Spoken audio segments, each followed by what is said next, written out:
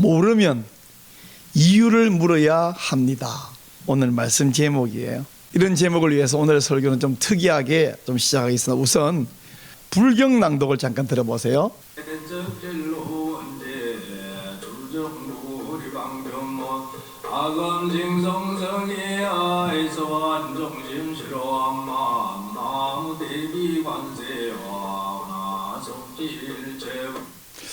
이 인터넷에서 몸과 마음이 편안해지는 불경이라는 제목이 있어서 받아왔는데 내가 잠깐 들어보니까 그 제목을 이렇게 한 게 어울릴 것 같아. 아무 생각 없어지는 불경, 이게 더 어울릴 것 같다는 생각이 들어요.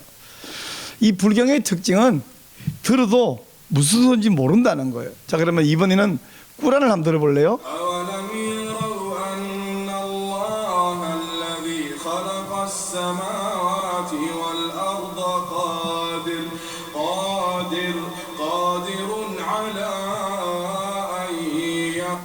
자, 어때요? 역시 무슨 말인지 모르겠죠. 불경이나 꾸란이 낭송을 하는데 저 전문가들이 낭송하는데 뭐라고 하는데 지금 우리 입장에서 아무 의미가 전달이 안 되는 소리예요. 근데 불교인이나 무슬림들은 저걸 보고 이게 무슨 소리예요? 이렇게 묻는 사람이 있다면 저게 저렇게 유지되겠냐? 아무도 질문도 안 하고 따지지도 않고 그냥 그런 소리를 들으면서 듣고 있는 자체로 우리는 뭔가 종교 행위를 하고 있다 혹은 했다 이렇게 생각하고, 그랬으니 우리가 믿는 그 신께서 뭔가 복을 줄 것이다 기대합니다. 그러니까 무슬림이 그렇게 막 알라는 위대하다 뭐 이러지만은 막상 자기들이 말하는 알라가 뭘 원하는지에 대해서는 관심이 없고, 알라에게 어떻게 복 받냐 그랬더니 하루에 5번 시간 정해갖고 메카 방향으로 엉덩이를 치켜 들고 얼굴을 땅에 묻고 막 절하는 거예요. 그러면 복을 받을 것이다 이렇게 생각해요. 우리는 불교인들이나 무슬림하고 다른 점은 우리는 삼위일체 하나님을 믿습니다. 하지만 기독교도요 일부분이 미신으로 전락해 있어요. 우선 구약시대를 보면 그들은 어릴 때부터 회당에서 성경을 배우는데 불구하고 하나님의 뜻에는 관심이 없는 거예요. 그래서 성경에서는 언제나 매일 아침 오후에 번제를 드립니다. 안식일에는 훨씬 많은 번제물을 드립니다. 주중에는 뭐 속죄제, 화목제, 또 감사제 막 드립니다. 근데 제사는 드리는데 하나님의 뜻에 관심이 없으니까 하나님이 선지자를 보내서 뭐라 그래요? 성전문 닫아주면 좋겠다. 제발 제사 안 하면 좋겠다. 이렇게 말씀하셨습니다. 중세시대로 가요. 중세시대에는 이들은 성경에 무지했는데 왜 무지했냐? 성경이 원래는 히브리어 헬라어로 써진 성경인데 이걸 전부 라틴어로 번역해가지고 사제들이 라틴어 성경을 읽어요. 근데 사제들은 라틴어를 배웠기 때문에 아는데 오늘 국민들 라틴어를 모르니까 뭐 성경을 읽거나 불경을 읽거나 꾸란을 읽거나 무슨 말인지 모르면 뭐 다를 바가 뭐가 있을까요? 이들은 성경에 무지했어요. 아니 무관심했어요. 그래서 어떤 교회가 관련돼서 종교 행사나 종교 행위를 하면 왜 하는지 무슨 의미를 하는지 모르고 관심이 없었습니다. 그러다 보니까 중세교회가 점점점 성경에서 벗어난 이교가 되어갔어요. 미신이 되어갔어요. 온갖 이교적인 풍습들이 막 교회 안으로 들어오기도 하고 교회에 원래 있던 절기나 전통도 이교화되어가는 그런 면이 있었습니다. 1517년 우리는 종교개혁을 했습니다. 이제 500년이 살짝 넘었죠. 500년이면 엄청나게 긴 기간이. 뭐하기에 긴 기간이냐? 변질되기에 충분하고도 긴 기간인데 이 사이에 우리는 종교개혁교회 개혁교회인데 얼마나 많은 미신적 요소가 이교적 요소가 또 교회 안으로 침투해왔는지 몰라요. 그래서 우리 개혁교회는 우리는 종교개혁의 후예들이다 이런 자부심만 있으면 안 되고 계속해서 고쳐나가고 개혁해 나가야 돼요. 왜냐하면 자 예를 들어 봅시다. 로켓을 발사할 때 달로 보내든지 뭐 다른 나라로 뭐 로켓에 폭탄을 보내든지 어쨌든 목표물에 정확하게 겨냥을 했어요. 근데 어때요? 날아가다 보면 바람의 영향을 받기도 하고 여러 요소로 이게 각도가 0.01mm만 살짝 벗어나면 전혀 다른 곳으로 날아가지 않겠어요? 그러므로 발사하면 끝 이게 아니라 계속 궤도를 수정해가면서 맞춰야 목표물에 도착이 되지 않겠습니까? 마찬가지로 개혁교회는 우리 원래 개혁했다 끝이 아니라 계속해서 개혁해서 성경에 맞춰가야 되고 성경에서 벗어난 요소를 발견하면 이거 잘못됐네 하고 다시 성경으로 교회가 돌아와야 개혁교회가 될 수 있다 하는 말입니다. 그러기 위해서 뭐냐면 잘못된 요소를 어떻게 발견하냐면 물어봐야 돼. 이거 왜 이렇게 하는 건가요? 이거 이상한 거 아닌가요? 물어봐야 됩니다. 우리는 하나님을 바르게 섬기겠다고 성경책을 들고 교회로 모인 사람들입니다. 그런데 성경책 들고 교회에 모였는데 막상 성경책을 들고만 있을 뿐 덮어놓고 그냥 이유도 모르고 목적도 모르고 그냥 종교생활을 한다. 정말 곤란하죠. 성경의 어떤 부분이 이해가 안 되면 이건 무슨 뜻인가요? 이렇게 물어봐야 되고, 성경의 어떤 부분과 다른 부분이 서로 이게 일치가 안 되는 것 같으면 이거 왜 다를까요? 이렇게 특별히 하면 우리 마태복음을 계속 보고 있는데 마태복음을 보고요 마가복음을 보면 같은 것 같은데 다르고, 제가 종종 설교 시간에도 이야기해요. 이 같은 사건이 마가복음에 이렇게 기록되어 있습니다. 누가복음에 이렇게 기록되어 있습니다. 근데 그 차이는요, 이렇게 설명도 해주기도 합니다만은, 여러분 읽다가 왜 목사님 같은 예수님 이야기인데 누가복음하고 달라요? 마가복음 또 왜 달라요? 이 두 개 다른 거 어떻게 우리가 이해해야 됩니까? 궁금증 가지고 물어봐야 됩니다. 또 성경에 어떤 부분도 우리가 궁금해한데 우리의 궁금한 모든 것은 성경에 답을 다 하느냐? 답을 안 하는 것도 있어요. 목사도 모르고 박사도 모르고 2000년 교회 역사의 모든 학자들이 모르는 것도 있습니다. 대표적인 것이 삼위일체 이야기예요. 성경에 삼위일체라는 단어도 없지만 그런 개념은 있는데 그 개념을 무슨 말인지 설명해 달라 그러면 그거는 우리가 설명할 수 없는 신비에 해당합니다. 그런 것은 우리가 천국 가면 하나님께 물어보면 되는데 하나님께 물어볼 필요가 없어요. 천국 도착하는 순간 우리는 다 알게 될 것이기 때문이죠. 자, 우리가 한국 교회가요 초창기에 선교사들이 본국에 선교 보고할 때 한국 교회를 뭐라고 표현하냐면 성경 기독교 이렇게 표현했어요. 바이블 크리스티애니티라고 해요. 이 바쁜 성도들이 겨울에 농한기가 되면 두 조씩 모여가지고, 그 당시에는 무슨 뭐 식당이 있습니까? 요관이 있습니까? 근데도 그 추운 논밭에 막 천막 치고 솥단지 걸어놓고 성경 사경에 새벽부터 낮에 오후 밤까지 두 주 내내, 아니 신학생들 이야기가 아니에요. 평신도들이 모여가지고 성경을 배우는 그런 성경 사경회를 했어요. 그러므로 우리는 이제 살기 위해서, 바르게 되기 위해서 어떻게 하냐? 성경으로 다시 돌아가고 성경을 배워야 되고, 모르는 거 궁금한 것은 물어서 알아야 되고 이해해야 됩니다. 여러분이 신앙생활 하면서 잘 모르겠는 거, 궁금한 거 물어봐야 돼요. 그런데요, 묻는다는 것은 두 가지 의미 있어요. 알고 싶어 궁금해서 묻는 것과 뭔가 꼬투리를 잡고 따지고 시비 걸려고 묻는 것.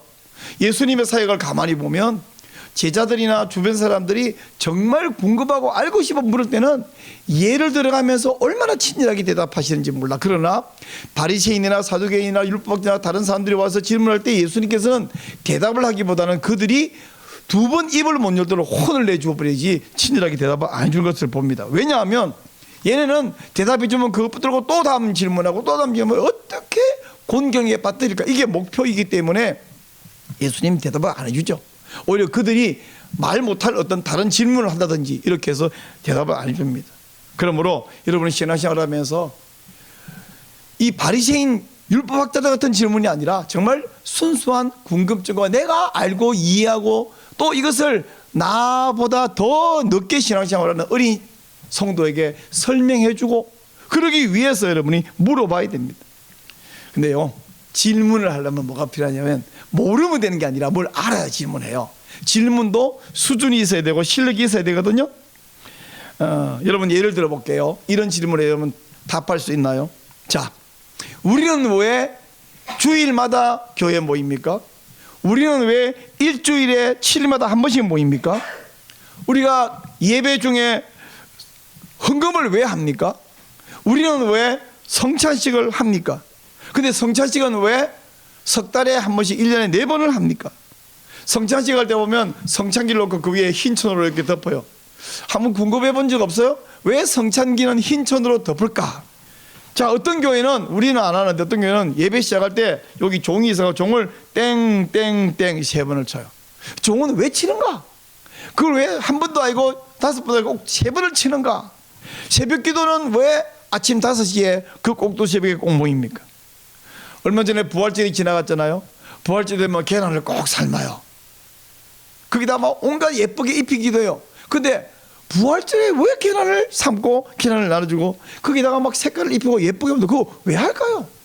또 성탄절이 되면 전나무에다가 요즘에 플라스틱으로 만든 전나무에다가 온갖 방울을 달고 반짝이 장식을 하고 별을 달고 왜 우리 그거 하죠? 성탄트리는 왜 만들죠? 또 저는 안 합니다만 많은 교회들이 목사님들이 예배 시간 되면 가운을 딱 입고 써요. 목사님 왜 꼭 가운을 왜 입습니까? 물어봐야 되죠. 장례식을 하죠. 기독교 방식으로 장례식 한다. 가보면 사진이 있어요. 영정사진. 그다가 이렇게 검은 띠를 이렇게 들어놨어요. 저 띠는 왜 들었을까요? 많은 교회가 예배 시간에 가만히 있다가 강단에 올라갈 때는 구두를 벗고 올라갑니다. 또 이럴 또 막 구두 신다고 낑낑대요. 왜 구두를 벗고 올라갑니까?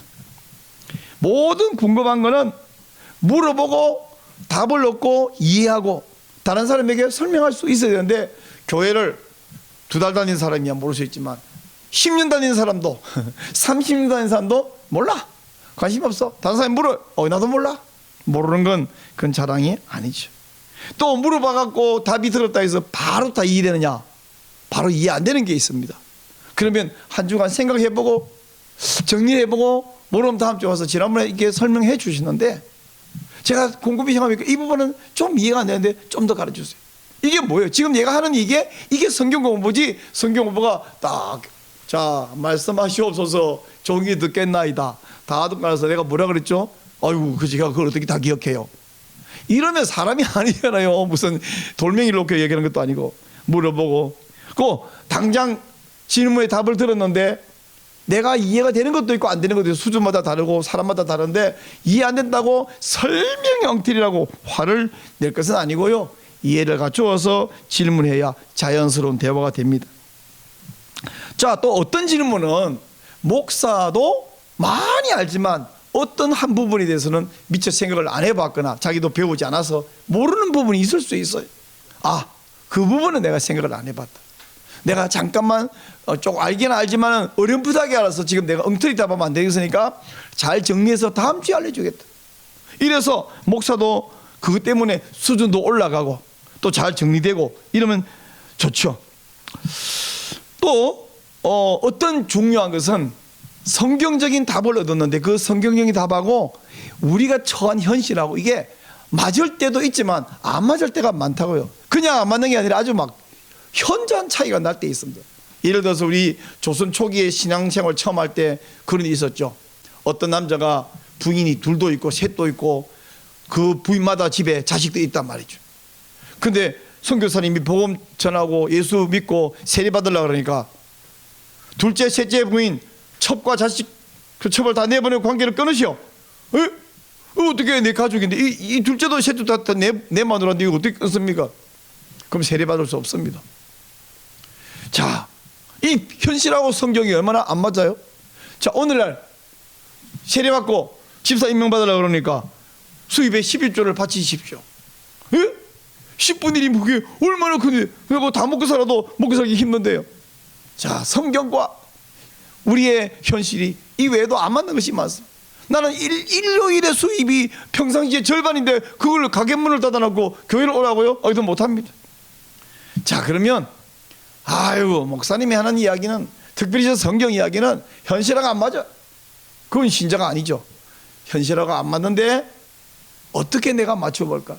당장 끊고 맞추는 사람이 있는가 하면 제가요 그런 결단이 없어서 제가 조금씩 일단 예배 시간만큼이라도 닫아놓고 쫓아와서 예배 드리고 가고 나중에 한번 고쳐보겠습니다 라든지 어떤 분이 본인이 저는 11조 할 믿음이 안 되니까요 제가 주일원금을 지금은 10,000원만 드리지만 20,000원 30,000원 이렇게 올려가지고 금액 좀 크게 만들어서 나중에는 11조 한번 해볼게요. 그런 신자를 제가 본 적이 있는데 그분 나중에 권사님이 되셨죠.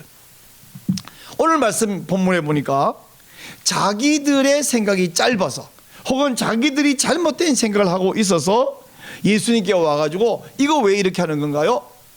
궁금해서 질문한 사람들이 있었습니다. 이 본문에는 사건 가운데서 무슨 사건이 있었고 이 사건을 통해서 예수님께서는 어떤 교훈, 어떤 진리를 말씀을 주셨는가 한번 살펴보겠습니다. 이 말씀을 통해서 우리가 전통과 관습에 얽매이기보다는 성경적 진리를 따라서 하나님을 섬기는 그런 성경적 신자, 바이블 크리스천티가 되시기를 축원합니다. 예수님에게 세례 요한의 제자들이 찾아왔어요. 아니, 세례 요한의 제자들이면 세례 요한한테 가지 왜 예수님께 찾아왔냐? 세례 요한이 헤롯에게 입 바른 소리 했다가 감옥에 갇혀 있어요. 그러니까 선생님이, 스승이 감옥에 갔으니까 제자들이 매우 공허하겠죠. 아주 힘든데, 옛날에 세례 요한이 예수님을 소개한 적이 있잖아요. 그리고 자기들도 예수님 보고 있으니까 저분은 우리가 모든 답을 주실 분이다 찾아왔어요. 뭐라고 물었냐면, 선생님, 우리 요한의 제자들과 저 바리새인, 그 바리새인의 제자들은 금식하는데 왜 선생님의 제자들은 금식을 안 합니까? 예수님께서 친절하게 대답해서, 그것도 한 가지만 답한 게 아니라 세 가지 방식으로 답을 주셨습니다. 자, 지금 요한의 제자들과 바리새인들이 와서 우리는 금식하는데 왜 선생님 제자들은 금식하지 않습니까? 이 금식이 뭔가 잠깐 말씀드리면요, 구약 성경에 보면 매년 하루씩 금식하는 날이 성경에 정해져 있어요. 그게 어디 정해져 있냐 그러면요, 레위기 16장 29절 한번 보세요. 너희는 영원히 이 규례를 지킬지니라. 일곱째 달 곧 그 달 10일에, 그러니까 티슈리 월 10일입니다. 히브리 달력으로 7월 10일인데 너희는 스스로 괴롭게 하고, 이렇게 말해놨어요. 여러분, 스스로를 어떻게 한번 괴롭힐 수 있어요? 우리 그 그라사이에 있는 그 귀신 들린 사람처럼 막 돌멩이 들고 자기 몸을 막 찍으면 괴롭겠지만은, 하나님의 명령이 그런 자해하는 얘기를 말할까요? 이것을 랍비들이 어떻게 이해했냐 하면 하루를 금식하는 것으로 이해했어요. 그럼 랍비들이 고민하다가, 야, 스스로 어떻게 괴롭히지? 야, 우리 이렇게 해보자. 야, 밥을 굶으면 괴롭지 않겠냐? 이렇게 됐을까요? 아니요, 그렇게 생각하지 않아요. 이 말을 모세가 하나님께 받아갖고 레위기에서 전달했고 민수기 전달했잖아요. 그럼 백성들이 들을 때에 물뚱물뚱 있은 게 아니라, 모세 어르신, 스스로 괴롭게 어떻게 하면 될까요? 할 때에 스스로 괴롭게 하는 방법은 뭐냐 했더니 금식하는 거라고 모세가 가르쳐줬기 때문에 이것이 자연스럽게 전달돼서 이들은 금식하는 날로 정해져 있었어요. 근데 성경에는 하루 금식하는 날이 있는데, 나중에 신앙생활 하면서 유대인들이 금식하는 날을 하루씩 더 많이 만들었고 나흘을 만들었어요. 나흘을. 한 가지만 예를 들면요, 바벨론에서 예루살렘이 함락된 날 있죠. 그거 다 부시셨잖아요. 슬픈 날이잖아요. 그러니까 이 대속죄일 말고도 예루살렘 함락일, 이런 날을 또 금식하는 날로 정했어요. 이런 식으로 나중에 두 날이 더 있어서 1년에 4번 금식하는 날이 있었어요. 근데 그 사람들이 더 경건하려고요, 1년에 4번이 아니라 바리새인들이 정한 날짜는 일주일에 2번을 금식하는 날을 정했어요. 이런 이야기가 신약 성경에도 나와 있는데, 누가복음 18장 12절에 보니까 예수님이 말씀해요. 바리새인과 세리가 와서 기도를 하러 왔는데, 세리는 저 뒤쪽 구석에서 고개를 쳐들지 못하고 부끄러워하면서 회개하면서 기도했는데, 바리새인은, 하나님, 저는 저 세리보다 다르고요, 제가 1회에 2번 금식하고요, 저는 11조를 드립니다, 이렇게 기도했는데, 저 세리가 오히려 하나님께 의롭다 함을 듣고 내려갔느니라, 이렇게 말씀했어요.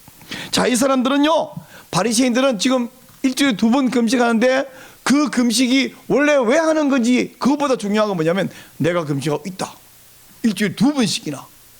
제가요 2번씩이나 금식하는 거, 이거 다 하나님을 위해서 하는 거거든요. 하나님이 알아주셔야 돼요. 하나님한테 복 주셔야 돼요. 이들은 금식의 원래 이유와 목적은 두고 이거 자기 공로로 생각해서 하나님 앞에 지금 청구서를 내놓는 거예요. 하나님, 나한테 이제 이렇게 하는 걸 했으니까 하나님 저에게 이런 복을 주시는 게 맞겠죠? 근데 하나님께서는 너희들은 지금 금식하면서, 나를 위해 금식한다고 하면서 나를 사랑하거나 다른 사람을 사랑하는 것은 안 하고 금식만 하고 있으니, 종교 행위만 하고 있으니 차라리 그런 거 그만둬라 하고 책망하시는 거예요. 하나님께서 차라리 금식하지 말고, 차라리 번제드리지 말고 나를 사랑하고 네 옆에 있는 사람을 사랑해라. 특별히 이사야 58장에 보니까 너희들이 금식하면서 다른 사람을 억압하고 착취하고 부당하게 뺏고, 그러면서 무슨 금식하냐, 내가 정말 좋아하고 너희들이 금식다운 금식하는 것은 이런 거다. 여러분 한번 읽어보실래요? 시작. 내가 기뻐하는 금식은 흉악의 결박을 풀어주며 멍에의 줄을 끌어주며 압제당하는 자를 자유하게 하며 모든 멍에를 꺾는 것이 아니겠느냐. 참 사람들 가운데 난독증이 있어요. 난독증. 말기 못하는 사람이 있어요. 오늘날도 대한민국 교회에서도 이 이사야 58장 6절 말씀을 가져와갖고 뭘 가져오냐면 저 첫 번째 내가 기뻐하는 금식 요 글자만 딱 가져와요. 그리고 뒤에 말 싹 버리고 자 여러분 하나님은 금식을 기뻐하십니다. 어디? 이사야 58장 6절 내가 기뻐하는 금식이라고 말씀했잖아요. 그러니까 하나님은 금식을 기뻐합니다. 그리고 그 다음 무슨 말이에요? 우리가 금식하면 기도응답이 잘 됩니다. 사업이 성공하고요. 병도 낫습니다. 기도와 금식 외에는 이런 주가 있을 수 없느니라 말씀했으니까 금식이 얼마나 효과 있는지요. 금식 기도는 기적을 일으킵니다. 그러니까 여러분 금식하며 기도합시다. 우리 하나님이 금식하면 그런 효과 있다고 내가 기뻐하는 금식을 했나요? 너희들이 하는 그 엉터리 금식 말고 진짜 금식다운 금식은 이런 거야 라고 말하려고 했는데 오늘날도 그런 말기 못 알아듣는 성경을 왜곡하는 사람이 있으니 참으로 문제입니다. 요한의 제자들과 바리새인 제자들이 와서 우리는 금식하는데 왜 선생님 제자는 금식 안 합니까? 물었더니 첫 번째 이렇게 말했어요. 여러분 오늘 말씀에서 15절 말씀에 보니까 이렇게 말했어요. 혼인집 손님들이 신랑과 함께 있을 동안에는 슬퍼할 수 있느냐? 그러나 신랑을 빼앗길 날이 이르리니 그때 금식할 것이니라 이렇게 말했어요. 두 번째 16절에서 생배 조각을 낡은 옷에 붙이는 자가 없나니 이는 기운 것이 그 옷을 당겨 헤어짐이 더하게 됨이요 라고 말했어요. 세 번째는 새 포도주를 낡은 가죽 부대에 넣는 사람이 없다. 왜냐하면 새 포도라는 것은 이 포도라는 것은 방금 포도를 밟아가지고 짰으면 얘가 발효가 되면서 이렇게 부풀잖아요.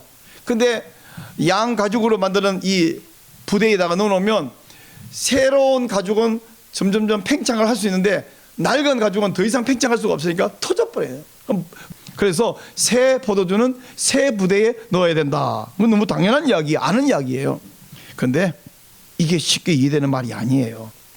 그래서 많은 사람들이 이게 이해가 안 되니까 이 말씀이 어떤 맥락에서 나왔고 왜 이 말씀이 했는가는 싹 버리고 재밌는 말만 똑 잘라왔어요. 새 포도주는 새 부대에 요것만 딱 가져와갖고 이걸 뭐 아무데나 써먹어요. 예수님이 말씀하신 이 말씀의 핵심이 뭐냐면 예수님은 낡은 질서를 초월하는 새로운 질서다 이 말씀이에요. 예수님은 신랑이고 예수님은 생배 조각이고 예수님은 새 포도주입니다. 반면에 금식은 낡은 옷이고 금식은 낡은 가죽 부대입니다. 자, 대속죄 이래 자기를 괴롭히면서 금식을 했는데 그들은 무엇을 바라고 금식했냐면 그날이 대속죄일이에요. 우리가 그동안 지었던 모든 죄를 용서해 주십시오. 오늘 우리의 죄를 용서받으면 또 1년 동안 살 수 있습니다 하고 금식하면서 죄를 용서해 달라고 그들은 금식했거든요. 근데 지금 어떤 시대냐면 그 죄를 대속죄일에 금식한다고 죄 용서받는 것도 아니고 염소를 잡아서 성전 휘장에 뿌리고 지성소에 뿌린다고 해서 죄 용서받는 것도 아니고 그 모든 건 뭐냐면 장차 이 염소가 피 흘리고 죽듯이 죽어 줌으로써 우리 죄를 속할 그분이 올 거야. 그분은 기름 부음한 자 히브리어로 하마시아 메시아이고 그리고 그 메시아로 오신 분은 바로 자기 백성을 그들의 죄에서 구원할 자 예수입니다. 그래서 이 예수님이 하십니다. 바로 내가 너희의 여러분의 죄를 사하기 위해서 이 땅에 지금 여기 왔단다. 예수님이 와 있는데 그들은 여전히 금식함으로 자기들이 괴롭힘으로써 죄를 속해 보겠다고 하고 있으니 이게 앞뒤가 맞냐고요. 자, 그러면 예수님 하신 말씀 갖고 제가 예를 하나 들어볼게요. 잔치날이 있습니다. 혼인 결혼식 앞두고 막 집안 청소도 하고요, 도배도 새로 하고요, 가구도 새로 막 배치도 바꾸고요, 음식을 장만하고요, 지지고 볶고 막 다 해놨습니다. 그러다 드디어 잔치날이 왔고 신랑이 왔습니다. 잔치가 시작됐어요. 다 먹고 즐기는데 어떤 사람들은 아직도 막 청소하고 있어요. 막 도배하고요, 여전히 막 가구를 움직이고 있고 음식은 안 먹고 계속 음식 만들고 있어요. 자, 음식 먹으라고 했더니 야, 우리 음식 먹는데 니는 왜 먹고 있니? 아니, 혼인날 전에는 배가 고파도 맛있는 걸 봐서 먹고 싶어도 참아라. 지금 먹으려고 한 것이 아니라 잔치날 되면 우리가 먹고 마시고 즐기려고 만들었지 않냐. 그때는 참았어요. 근데 혼인잔치가 시작돼 여전히 안 먹고 청소만 하고 있으면 그 사람이 이상한 사람이겠죠. 바로 우리 금식하는 것은 자신을 괴롭게 하면서 겸손하게 하나님 우리 죄를 사하여 주옵소서. 근데 사실은 금식한다고 죄를 사해지는 것이 아니거든요. 염소 피 뿐다고 사해지는 것이 아니거든요. 그건 앞으로 이렇게 오셔서 우리 죄를 사실 그분을 기대하는 거, 그게 믿음이에요. 그게 구약의 믿음은 기대하는 거, 믿음으로 바라보는 거, 그게 그들의 믿음이었어요. 근데 이제는 예수님이 오셨잖아요. 그러므로 낡은 질서를 초월하는 질서, 새로운 질서로 오시는데 여전히 옛 방식으로 신앙생활을 하고 있는 것이 무슨 의미가 있겠습니까? 자, 근데 제가 열변을 토했는데 생각을 잠깐 바꿔와서 마태가 예수님이 부활하고 승천하신 이후에 한 30년쯤 됐을 때 이 말씀을 기록했는데, 마태는 예수님은 그렇게 말했고 마태는 왜 갑자기 이야기를 기록했냐 그러면 30년쯤 지나니까 무슨 일이 벌어졌냐면 30년은요 새로운 습관이 전통이 되기에 충분한 기간이에요. 30년 지나면 새로 시작한 것이 이제 우리 교회는 전통이에요. 이렇게 굳어지는 그런 때입니다. 바로 이런 때에 구약 시대에 하던 어떤 습관은 교회 안에 없어요. 대속죄일에 또는 일주일에 2번씩 금식하는 사람이 그 초대교회에 있었어요? 없었어요. 그런 사람은 없는데 마태가 이야기를 왜 하냐 그러면 구약적인 미신은 없지만 새로운 어떤 것이 교회 안에 들어와 가지고는 의미도 없고 목적도 없고 뜻도 모르는 일들을 교회에서 이게 종교행위라고, 이게 예배 방식이라고 하고 있는 일들이 생겨나고 있다는 거예요. 그래서 마태가 보니까 새로운 제도가 진리를 막는 일이 지금도 생기지만 냅둬 앞으로도 생길 것 같아. 그래서 이러면 안 된다. 진리라고 하는 것은 제도가 아니라 생명이다. 한번 따라하세요. 진리는 제도가 아니라 생명입니다. 우리는 하나님을 마음으로 섬기고 영으로 섬기고 생명으로 섬기는데 영도 빼버리고 마음도 빼버리고 뭐예요? 그냥 형식만 하는 거예요. 예를 들면 찬송은 당연히 해야 되는 건데 어떻게 악기를 화려하게 동원할 거냐, 어떻게 화음을 잘 넣어서 부르겠냐. 실력만 되면 화음을 넣는 게 제일 좋은 거죠.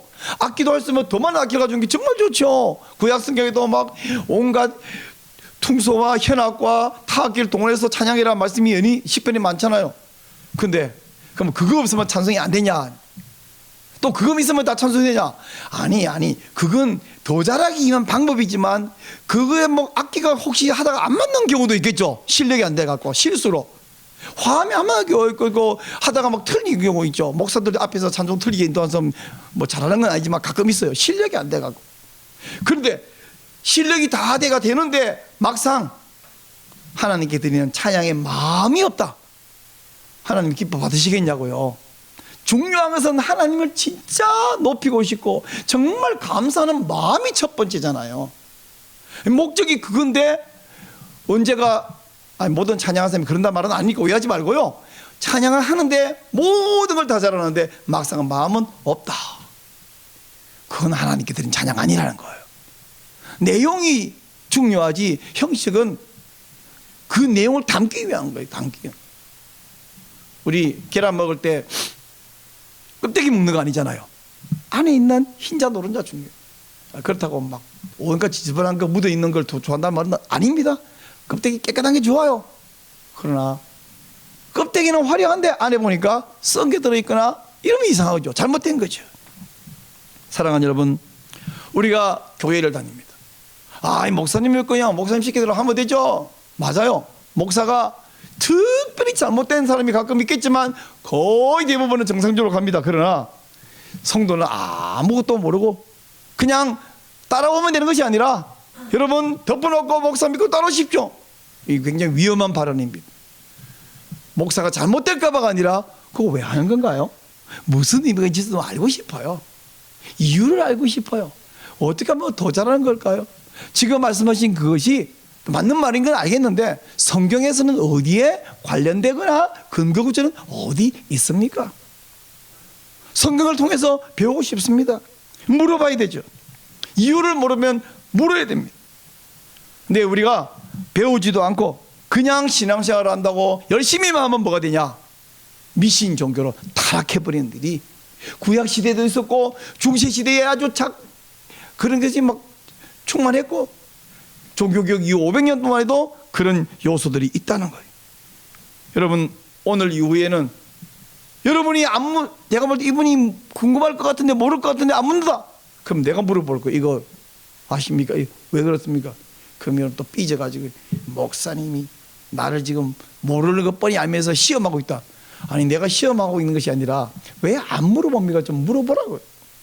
그래서 시험한다고 화내지 말고 여러분이 미리 물어보고 잘 이해하고, 이해했는데 까먹었으면 또 지난번에 말씀했는데 죄송해요, 까먹었어요, 다시 하고.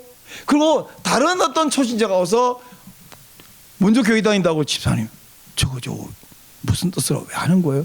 아이 모르죠 그런 거 이러지 말고, 그건요 하고 설명해주고, 그 또 질문하면 내가 답을 한다고 하는데 내가 생각이 짧으니까 그거는 또 목사님한테 좀 더 물어보자. 그래서 같이 함께 성장할 수 있어야 됩니다.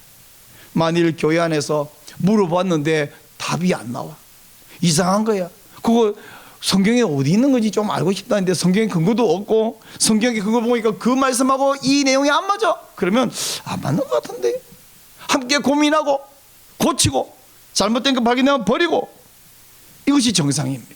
여러분, 모르면 물어봐야 됩니다. 성경과 관계없는, 아까 들려드렸죠, 불경이나 꾸란처럼 혹은 중세시대 라틴어로 읽어지는 그 성경 무만히도 모르는 그것처럼 종교 행위만 하는 미신적인 신자 되지 말고 성경을 따라서 하나님을 섬기고, 그래서 하나님 마음에 쏙 드는 이런 성경 크리스찬 되시기를 주님 이름으로 축원합니다.